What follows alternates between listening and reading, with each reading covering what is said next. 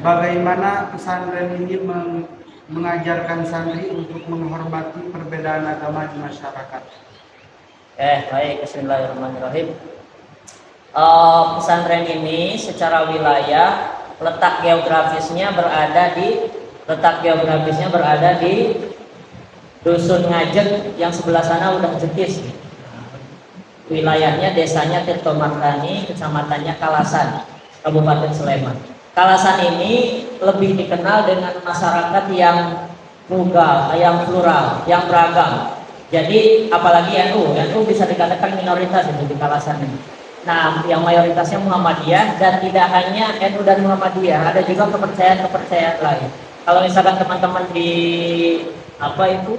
main ke agama sebelah sana, itu ada LDII, ada MTA, pokoknya macam-macam. Bahkan ada Kristen dan lain sebagainya. Ada Hindu juga dalam peta geografis wilayah desa Tirtomartani. Jadi cukup beragam.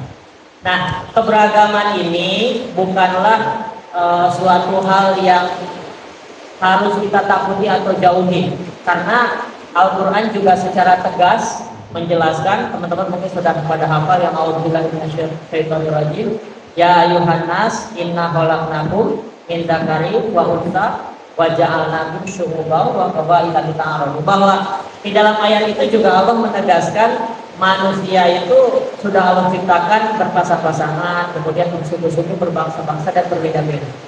Dan kalau misalnya melihat konteks keberagaman itu sebenarnya sudah dicontohkan sendiri oleh Rasulullah ketika beliau hijrah ke Madinah. Di Madinah itu ada bangsa Yahudi, ada bangsa Nasrani, ada bangsa yang memeluk kepercayaan pagan dan lain sebagainya. Tapi Rasulullah berhasil memberikan contoh kepada berbagai belahan dunia bahwa keberagaman itu bisa mempersatukan, memperkuat sebuah bangsa.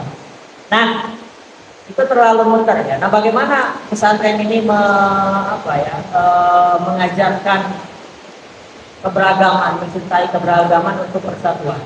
Nah, di sini mungkin keberagaman itu diajarkan lewat kajian-kajian, lewat kajian-kajian kitab juga, gitu. Kemudian mendekatkan kepada anak-anak, karena pesantren ini juga belum bikin sekolah. Insya Allah kedepannya anak-anaknya juga sekolahnya di sekolah Muhammadiyah. Itu kan keberagaman awal sebelum menyentuh ke agama-agama lain. Nah, bagi kami di sini dan yang diajarkan ke santri-santri bahwa keberagaman itu sebuah keniscayaan, itu sebuah sunnatullah untuk Allah yang tidak bisa dihindari atau tidak bisa dibenci dan lain sebagainya. Selagi mereka tidak membenci kita, tidak menjauhi kita ataupun tidak memerangi kita, maka kita harus bisa bertoleransi, bersama-sama bersatu dalam kesatuan. Begitupun juga di dalam Islam, meskipun basicnya mungkin lebih condong ke Nahdlatul Ulama, tetapi selagi nabinya sama, kemudian kiblatnya sama, kemudian sholatnya 5 waktu, tidak ada hak bagi kita untuk mencap sebagai mereka itu sesat atau kafir. Pokoknya ya sama-sama aja gitu. Masalah berbeda itu pilihan masing-masing. Saya suka mengibaratkan ke santri-santri itu, kita sebagai orang Islam itu, kalau kata Kiai Ma'ruf Amin itu, fanatik itu boleh, tapi fanatik buta itu tidak bagus. Fanatik itu artinya kita berpegang teguh dengan apa yang kita pilih. Tetapi kalau fanatik buta menutup kebenaran bahwa yang paling benar dan berhak masuk surga itu hanyalah kelompok kafir, yang lainnya itu enggak. Itu fanatik buta, itu enggak bagus, karena itu menutup seseorang untuk berkembang, untuk terbuka. Nah, makanya yang ditekankan kepada anak-anak, kepada santri-santri itu, saya suka mengibaratkan gitu, bahwa kita sebagai orang Islam itu, misalkan kalau di Islam sendiri, ataupun misalkan kalau Islam itu kan cakupan besar, di dalam Islam juga terdiri dari mazhab-mazhab, kemudian ormas-ormas, itu banyak banget. Kemudian ada juga kepercayaan agama-agama lain. Nah, di dalam Islam sendiri saya suka mengistilahkan kita itu ibaratnya ada di sebuah kapal besar, tetapi misalkan di samudera luas, kemudian ada kapal-kapal, banyak kapal, ada kapal besar yang pengikutnya banyak, ada kapal kecil, ada kapal nelayan dan lain sebagainya, untuk sampai kepada tujuan. Nah, kita tidak usah menjatuhkan kapal-kapal lain, kita nyaman aja di kapal sendiri, kemudian saling tolong-menolong dengan kapal lain untuk mencapai tujuan yang sama, dan tidak ada hak mengklaim surga milik kami gitu, karena surga itu hak prerogatif Allah Subhanahu wa taala. Mungkin itu, jadi mengajarkan kepada anak-anak sejak dini cinta tanah air, menghormati perbedaan, toleransi, tenggang rasa, itu memang selalu ditekankan. Karena apa? Karena supaya itu tertanam dalam benak masing-masing, kemudian menjadi bekal ke depannya, sehingga ketika mereka dewasa, kuliah di mana aja atau bekerja di mana aja, dia bisa menerima perbedaan itu kemudian bersatu. Kalau misalkan dalam wadah nauman Indonesia, ya dia bisa mewujudkan cita-cita bangsa Indonesia. Meskipun berbeda paham, keyakinan, ormas, dan lain sebagainya. Jawab. Yang kedua, apa peran pesantren dan membangun toleransi antar umat beragama di masyarakat? Baik. Pesantren ini tergolong baru. Nah, dalam menyatukan masyarakat, pesantren ini sebenarnya uniknya di sini itu bukan cuek, ya masyarakatnya itu tidak cuek, tapi saling menghargai, menghormati. Kalau masalah obrolan di belakang itu, oh itu yang ini itu biasa. Nah di sini itu cukup beragam, tapi tidak ada yang namanya konflik. Sejauh ini tidak ada yang namanya konflik ataupun perseteruan dan lain sebagainya. Meskipun misalkan di blok ini itu bloknya NU gitu, kemudian mereka suka ada sholawatan ataupun tahlilan yang suaranya keras sampai malam, itu biasa aja. Kemudian misalkan di blok sana ada gereja, di blok sini ada Hindu, Buddha, kemudian di blok sini ada Muhammadiyah, itu akur-akur aja. Nah, keberadaan pesantren ini memang belum berefek sama masyarakat dalam menyatukan masyarakat. Kenapa? Karena masyarakatnya sendiri sudah menanamkan nilai-nilai keberagaman itu, sehingga ya keberadaan pesantren ini juga ya jalan-jalan saja. Masalah seberapa berefek sama masyarakat itu belum begitu berdampak berefek, karena masyarakatnya sendiri sudah baik dalam menjaga keberagaman, dalam menjaga toleransi. Pokoknya dalam masalah itu sama-sama aja, saling menghargai, saling menghormati. Nah, cukup bagus, sehingga di sini ya alhamdulillah tidak ada hal-hal yang negatif terkait dengan itu. Dan yang ketiga, apa saja nilai-nilai Islam yang diajarkan di pesantren ini untuk mendukung sikap toleransi terhadap keberagaman beragama? Ajarkan tentunya banyak ya. Misalkan di setiap kajian-kajian kitab itu juga selalu saya selipkan terkait dengan nilai-nilai dengan nilai-nilai menghormati perbedaan, keragaman dan lain sebagainya. Di kitab-kitab apapun, misalkan dalam hal akidah menjelaskan tentang akidah Islamiyah versi Nahdlatul Ulama, itu kan berbeda dengan akidahnya Muhammadiyah, LDI, Wahabi yang ada rububiyah, asma wa sifat, uluhiyah dan lain sebagainya. Nah, penekanan saya adalah bagaimana mereka memahami akidahnya versi Aswaja, kemudian tidak menghakimi, merendahkan keyakinan yang lain. Nah, itu saya rasa penting supaya santri-santri itu tidak merasa paling benar. Merasa benar untuk dirinya sendiri itu bagus, tetapi merasa paling benar dan menghakimi bahwa orang lain itu keliru, bahwa orang lain itu sesat, itu bukan ajaran Islam. Karena Allah sendiri sudah menghendaki perbedaan itu. Di dalam ayat Al-Quran Allah menegaskan, kalau seandainya aku menginginkan manusia itu menjadi satu, gitu, bangsa satu, agamanya satu, bisa aja. Tetapi apa? Allah memberikannya berbeda-beda karena itu sebuah sunnatun. Nah, kemudian selain itu mungkin poin toleransi. Selain itu dalam hal keberagaman misalnya ada hal keadilan, tanggung jawab. Kemudian tanggung jawab kan kalau di para santri biasanya apa? Dikasih tugas piket harus dijalankan masing-masing. Ada PR, ada hafalan harus dilaksanakan. Melatih komitmen, melatih kedisiplinan. Kemudian selain itu untuk keberagaman ya misalkan dari berbagai daerah harus saling menghargai. Gak boleh karena misalkan ini suku Sunda kemudian Jawa rasis terhadap suku Jawa atau terhadap Sunda atau kepada suku-suku yang lain. Nah itu ditanamkan sejak ini agar santri itu terbiasa ketika nanti suatu ketika terjun di masyarakat luas sehingga bisa menghargai, menghormati berbagai perbedaan. Nah di dalam kajian-kajian yang lain juga, di dalam kajian kitab yang lain selalu ditekankan. Misalnya kajian fikih, kan dalam fikih itu ada yang sistem, ada mazhab apa, kemudian ada juga yang tidak bermazhab, ada juga yang membenci mazhab. Nah itu juga penekanan dalam hal toleransi. Begitupun dalam hal fun-fun keilmuan yang lainnya, selalu ditekankan kepada santri bahwa kita memilih A bukan berarti kita harus membenci, merendahkan C, D, dan lain sebagainya. Yang keempat, apakah ada tantangan yang menghambat pesantren dalam menyikapi perbedaan beragama? Sejauh ini, sebagaimana yang saya jelaskan tadi, pesantren ini tidak ada tantangan ataupun hambatan yang berat ya dalam bergaul, bertemu dengan masyarakat.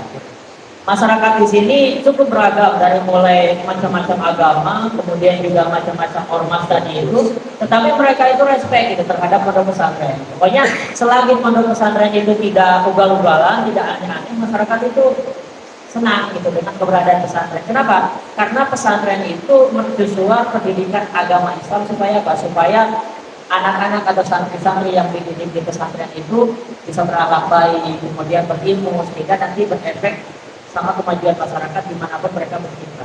Nah, justru bukan malah bertentangan dan lain sebagainya, justru masyarakat malah berdatangan, misalkan ngasih apa atau ngajak doa bersama dan lain sebagainya. Itu bukti bahwa masyarakat di sini respect dan mendukung keberadaan pesantren ini meskipun berbeda ormas, meskipun berbeda pandangan agama dan budaya. Yang nomor 5, menurut Bapak, apa langkah-langkah yang dapat dilakukan masyarakat untuk memperkuat toleransi beragama? Kita di Indonesia ini kan mayoritas agama Islam. Di kawasan di sini, juga di daerah ini, pertanyaan untuk masyarakat umum atau daerah ini? Umum. Kalau untuk masyarakat umum, sebenarnya kita tinggal memahami Pancasila. Misalkan dari Islam dulu. Islam itu sebenarnya harus kembali meneladani Rasulullah. Kalau misalkan kembali kepada Rasulullah, bagaimana Rasulullah itu ketika datang ke Madinah, di Madinah itu beragam suku, ada suku Aus, suku Khazraj, kemudian suku Yahudi, kemudian agamanya ada Nasrani, Yahudi, pagan, dan lain sebagainya.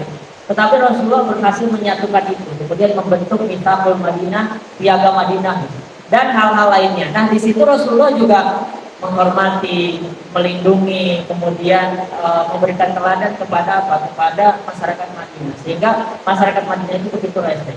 Nah, sebenarnya Pancasila yang dibikin oleh para pendiri dan pendiri bangsa dirumuskan dan ditegaskan dan juga oleh NU sendiri pada tahun 1983 di Munas Alim Ulama Situbondo, kemudian disahkan di Muktamar NU ke-27. NU menerima asas tunggal Pancasila, ormas pertama yang menerima Pancasila.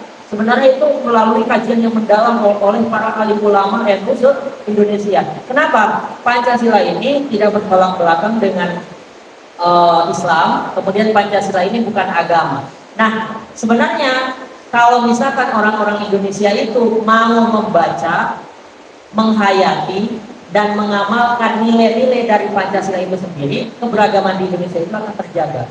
Dan keberagaman ini tadi seperti yang saya jelaskan merupakan sunatullah.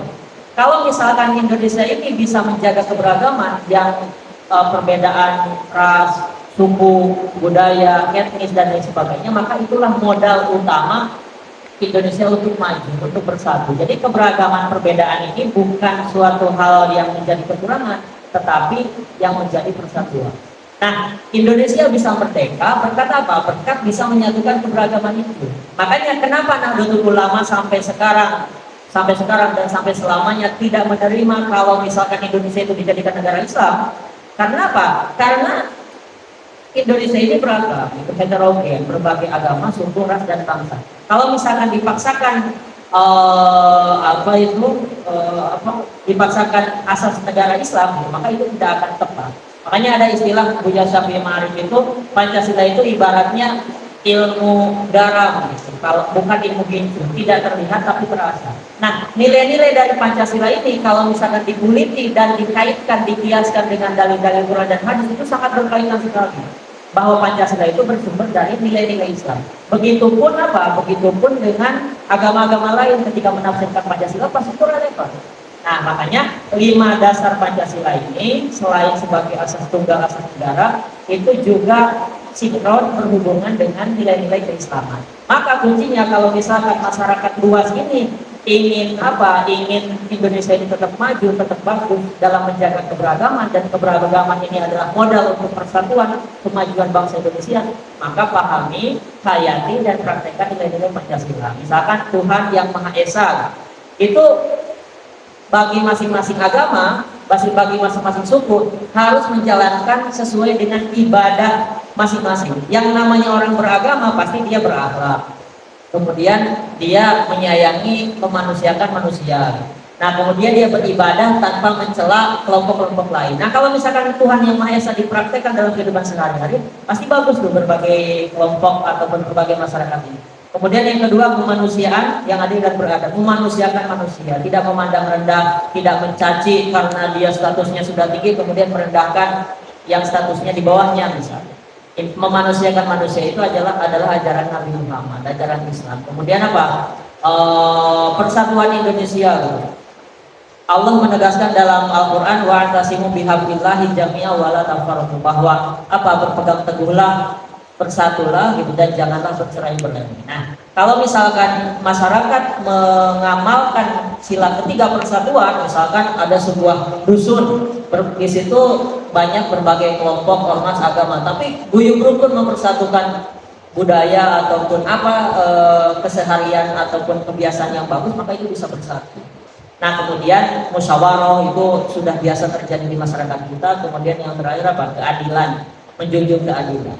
Nah, maka sebenarnya tadi itu kesimpulannya, kalau misalkan masyarakat Indonesia itu di berbagai tingkatan bisa mengaplikasikan nilai-nilai Pancasila, maka keberagaman di Indonesia ini bisa terjaga. Makanya di kampus-kampus di semester-semester awal itu selalu ada pelajaran Pancasila dan keluarga negara. Sebenarnya itu poinnya bagaimana caranya mahasiswa itu yang akan menjadi agen of change, bahasa kerennya itu, agen perubahan yang akan memimpin perubahan masyarakat. Nah, itu supaya memahami betul bahwa Pancasila ini penting untuk dipahami dan diaplikasikan. Sehingga apa? Sehingga ketika dia berkiprah, si mahasiswa-mahasiswa ini berkiprah di berbagai belahan Indonesia, di berbagai tempat, bisa memimpin masyarakat untuk apa? Untuk menjaga keberagaman itu. Karena keberagaman bagi bangsa Indonesia adalah modal utama untuk kemajuan bangsa Indonesia itu sendiri.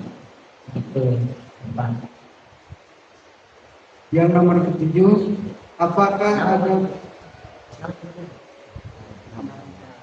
yang nomor keenam, apakah ada pengalaman pribadi di Ustadz dalam memperkuat kerjasama antar umat beragama?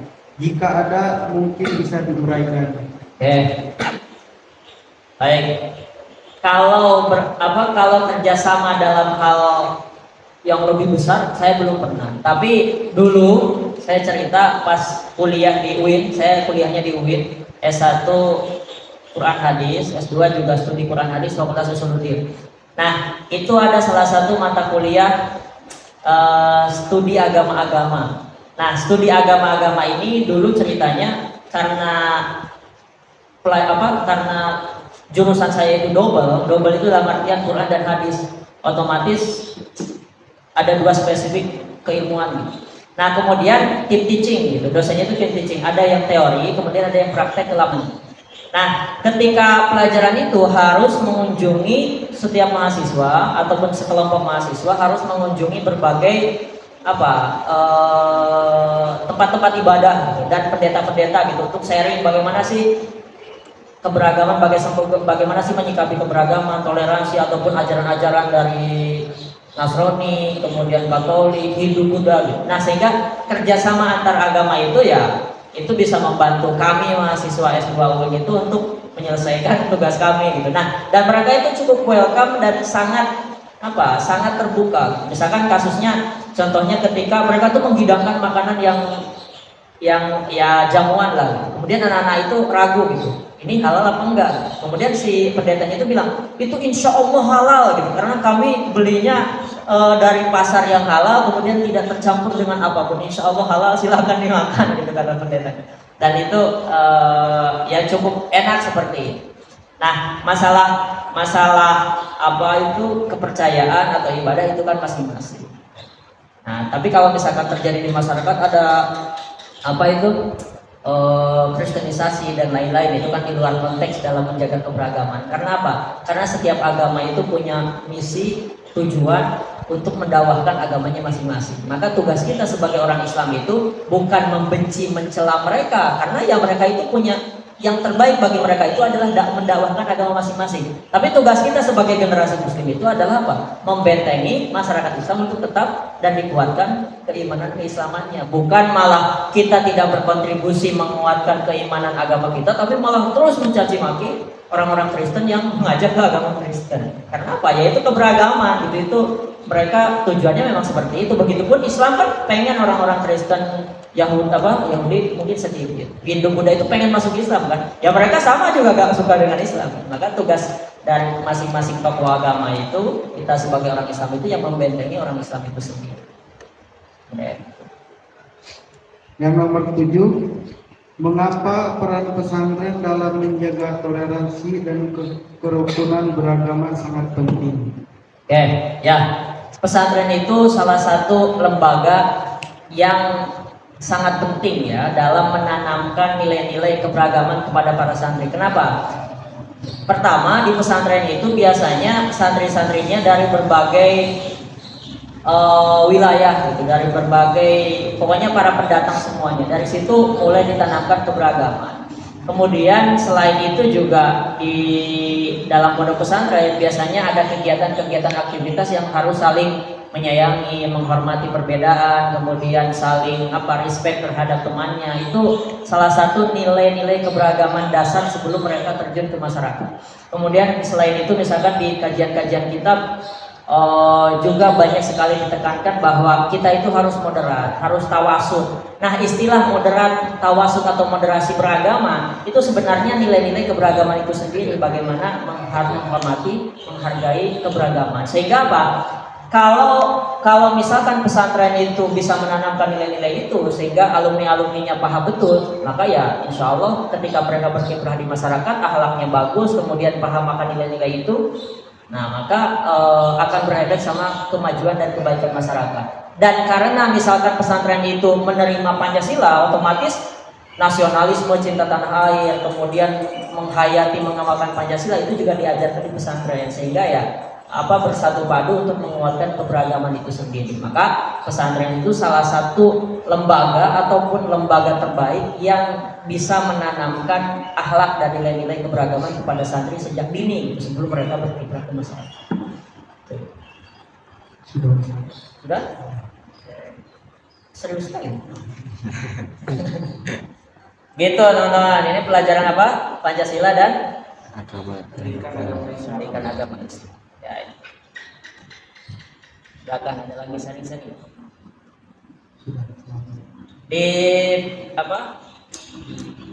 Di UNO ikut organisasi apa? Ada ikut PMI? Enggak ada. Apa aja?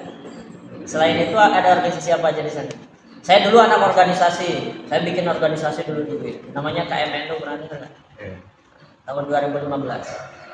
Sampai jadi ketua, pengurus nasional dan lain sebagainya. Sampai sekarang ya, sekarang nonton aja. Nah, di UNO tuh kalau bikin bagus. Nanti bisa diarahkan sama teman-teman adik-adik. Betul? Ya. Cepat sekali ya. Ya. Alhamdulillah, materi pada siang hari ini sudah disampaikan.